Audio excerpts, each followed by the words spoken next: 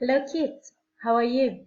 So now, today I was thinking about revisiting the verb to have got. Voi lo conoscete già e dovrebbe essere sicurissimo per voi. But how about practicing a little bit and revisiting it a little bit? Ripassiamolo un pochino.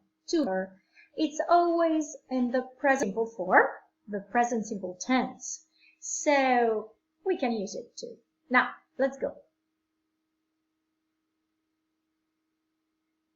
The affirmative sentences. I have got a good friend, for example.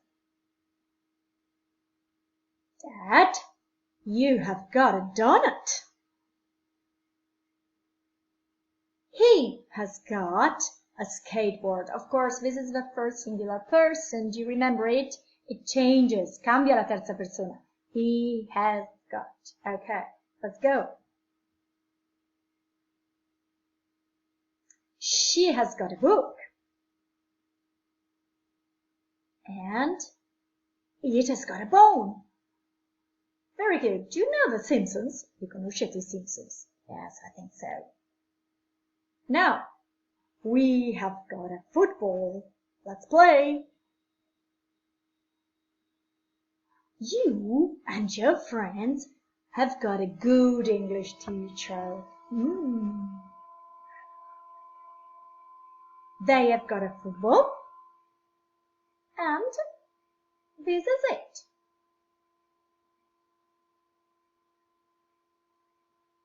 Can you see? These are the sentences. These are all, let's go back 1 second, please. These are all the persons of the verb, okay? Do you remember it? I have got, but that's not so normal to use it. When you speak, you normally speak with a short form, and you can say, I've got. For example, I've got a ball, I've got a great friend, I've got a beautiful house, everything, okay? The short form is particularly used when you speak. Hope you remember it. Look at it carefully, riguardatela, and see if you remember it, okay? Now let's go on with the negative form. I haven't got a saxophone. And Lisa, you haven't got a skateboard. He hasn't got a saxophone. She hasn't got a skateboard. It hasn't got a bone, poor dog, povero cane. We haven't got a basketball, of course. We are footballers, siamo giocatori di pallone. And you and your friends haven't got 2 noses. Non avete 2 nosi. Now, let's see, they haven't got a basketball. Here, again, we have all the roundup of the verb in the negative form. Okay, we have all the persons. This is the long form. Do you remember, to make it negative, we have to put not, and then the short form. I haven't got.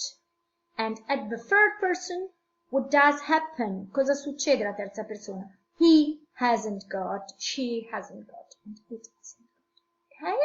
Let's go. Interrogative. Have I got homework today? Yes, you have. Now, start having a look, iniziate a guardare the short answers. Vi ricordate che si può rispondere in a short way, in modo breve, ok? You don't need the question, non devi ripetere tutto. It's just enough. Yes, you have. Or, have you got a skateboard? No, I haven't. I haven't. Has she got a bow? No, she hasn't. Easy? È facile? Hope so. Let's go. Have they got a saxophone? No, they haven't. And here we go. Have a look. Now, these are the questions, okay? And how about the answers? 2 possibilities. 2 possibilità. Yes and no. Then you have yes, I have, or yes, you have. No, I haven't, or no, you haven't. Third person, terza persona ancora. Yes, he has. Yes, she has. No, he hasn't. No, she hasn't. Don't forget, non dimenticate, okay?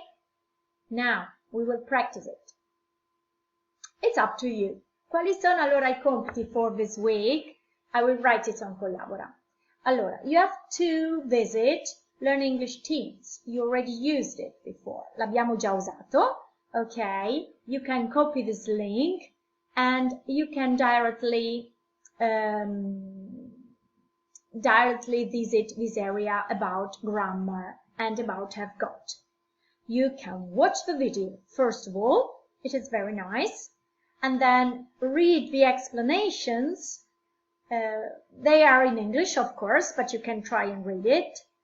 Then you can do the exercises online, okay?